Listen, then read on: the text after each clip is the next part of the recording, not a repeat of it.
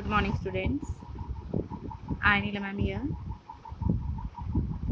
Now, this continued part of chapter number 1, History, tracing changes through 1,000 years. I think you have watched yesterday's video. So, let's continue. Here, we are starting from page number here 6, New Social and Political Groups. The study of the 1,000 years between 700 and 1750 is a huge challenge to historians, largely because of the scale and variety of developments that occurred over the period. At different moments in this period, new technologies made their appearance, like the Persian wheel in irrigation, the spinning wheel in weaving, and firearms in combat. New foods and beverages arrived in the subcontinent: potatoes, corn, chilies, tea, and coffee. Remember that all these innovations, new technologies, and crops came along with people who brought other ideas with them as well. जैसे ही foreigner हमारे सब continent India में आए तो उनके आने से क्या हुआ, काफ़ी इनोवेशंस भी उनके साथ आई. न्यू फूड, बेवरेजेस हमारे जो इंडिया सब कंटिनेंट में पहुँचे with the people who brought other ideas with them as well. As a result, this was a period of economic, political, social, and cultural changes. You will learn about some of these changes in chapter 5, 6, and 7. Okay. So this is chapter number 1, history. Earlier you have studied ancient history. Now this is medieval history. Okay. Now we are studying medieval history from 700 and 17,050. Okay. This was also a period of great mobility. Groups of people traveled long distances in search of the opportunity. The subcontinent held immense wealth. Subcontinent means our India. Had immense wealth and the possibilities for people to carve a fortune. One group of people who became important in this period were the Rajputs. Rajputs, a name derived from Rajaputra. राजा के पुत्र को राजपुत्र, राजपुत्रा. राजापुत्रा means राज plus पुत्रा, राजा का पुत्र, तो उनको बोला जाता था Rajputs. The son of a ruler. Between the 8th and 14th centuries, the term was applied more generally to a group of warriors who claimed Kshatriya caste status. The term included, here this is picture of Persian wheel. In your book, this is picture of Persian wheel. Okay. Now, not just rulers and chieftains, but also soldiers and commanders who served in the armies of different monarchs all over the subcontinent. A chivalric code of conduct, extreme valor, and a great sense of loyalty were the qualities attributed to Rajputs by their poets and bards. Other groups of people such as the Marathas, Sikh, Jats, Ahoms, and Kshatriyas, a caste of scribes and secretaries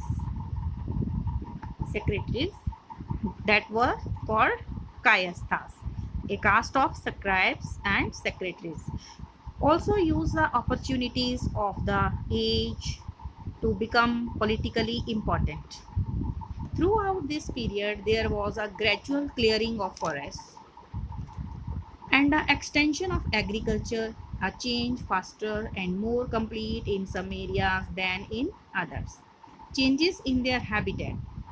Habitat refers to the environment of a region and the social and economic lifestyle of its residents, forced many forest dwellers to migrate. Others started tilling the land and became peasants.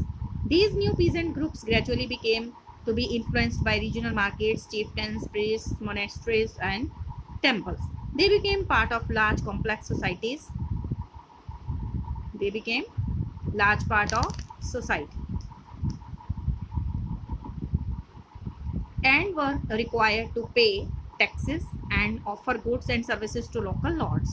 As a result, significant economic and social differences emerged amongst peasants. Some possessed some more productive land, others also kept cattle, and some combined artisanal work with agricultural activity during the lean season. As society became more differentiated, people were grouped into jatis or subcastes and ranked on the basis of their backgrounds and their occupations. Ranks were not fixed permanently and varied according to the power, influence, and resources controlled by members of the jati. The status of the same jati could vary from area to area. Jatis framed their own rules and regulations to manage the conduct of their members. These regulations were enforced by an assembly of elders, described in some areas as the Jati Panchayat. But Jatis were also required to follow the rules of their villages. Several villages were governed by a chieftain. Together, they were only one small unit of a state. Now, here sectional recapitulation is here of the technological, economic, social, and cultural changes described in this section. Which do you think were most significant in the town or village in which you live? So here we can say that technological changes did not have much impact on village or town life, but social, cultural, and economic changes had greater impact on our village life. Then comes region and empire. Region and empire. Large states like those of the Cholas, chapter number 2, you will study. Tughlaqs, chapter 3, you will study. And Mughals, chapter number 4, encompassed many regions. A Sanskrit Prashasti, you will see in chapter number 2 for an example of a Prashasti. Prashasti means praising the, here, praising the Delhi Sultanate Ghiyasuddin Balban, 1266 to 1287. Explain that he was the ruler of a vast empire. Okay. In that praising is of which Delhi Sultan Ghiyasuddin Balban. Explained that he was the ruler of a vast empire that stretched from Bengal, Gauda in the east to Ghazni, Ghazna in Afghanistan in the west and included all of the South India Dravida people of different regions, Gauda, Andhra, Kerala, Karnataka, Maharashtra and Gujarat. Maharashtra and Gujarat apparently fled before his armies. Historians, these are the here in this map, these are the provinces of the Delhi Sultanate during Muhammad Tughlaq's region here during Muhammad Tughlaq's reign according to the Egyptian source Mestalik al-Absar fi Memalik al-Amsar of Shihabuddin Umari. Here these are the provinces of the Delhi here Sultanate during Muhammad Tughlaq time. Next, regard these exaggerated claims of conquest. At the same time, they try to understand why rulers kept claiming to have control over different parts of the subcontinent. Yes, why do you think rulers made such claims?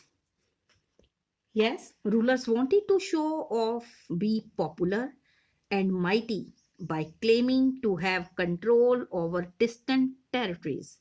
जैसे ही वो दूसरी territory में दूसरे reason में अपना अधिकार कर लेते थे तो वो समझते थे कि वो इससे क्या हो जाएंगे, वो पॉपुलर प्रसिद्ध होंगे और बहुत ताकतवर साबित होंगे. तो इसलिए वो दूसरी टेरिटरीज पर अपना अधिकार कर लेते थे, उन पर अटैक करके, उन पर हमला करके. सो Here we can say ruler wanted to show off to be popular and mighty by claiming to have control over distant territories. So they made such claims. Okay. Then language and region. You will read this here. Make a list of the languages mentioned by Amir Khusro. Prepare another list of the names of the languages spoken today in the regions he mentioned.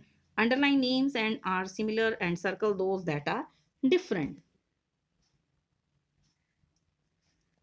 You will read this and try to learn. Then by 700. Many regions already possessed distinct geographical dimensions and their own language and cultural characteristics. You will learn more about these in chapter number 9. They were also associated with the specific ruling dynasties. There was a considerable conflict between these states. Occasionally, dynasties like the Cholas, Khaljis, Tughlaqs, and Mughals were able to built an empire that was pan-regional, spanning diverse regions. Not all these empires were equally stable or successful. Compare, for example, table number 1 in chapter number 3 and 4. Okay, you will compare. What was the duration of the rule of the Khalji and Mughal dynasties? Here we can say Khalji dynasty ruled from 1290 to 1320, and other is Mughal dynasties. Mughal dynasty ruled from 1526 to 1857. These Khaljis, duration of rule of Khalji, it was from 1290 to 1320, and duration of Mughal dynasty, that was 1526 to 1857. Then when the Mughal empire declined, means patan hua unka in the 18th century, it led to the re-emergence of regional states. You will read in chapter number 10. But years of here imperial pan-regional rule had altered the character of the regions. Across most of the subcontinent, the regions were left with the legacies of the big and small states that had ruled over them. This was apparent in the emergence of many distinct and shared traditions in the realm of governance, the management of the economy, elite cultures, and language through the 1,000 years between 700 and 1750. The character of the different regions did not grow in isolation. These regions felt the impact of larger pan-regional forces of integration without ever quite losing their distinctiveness. Find out whether and for how long your state was part of these pan-regional empires. You will do yourself. Okay? Then old and new religions. Old and new religions.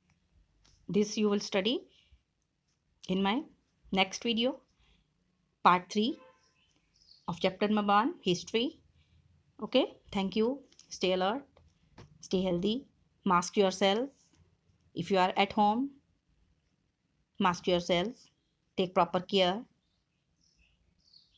and obey your parents. Thank you. Have a nice day. Thank you.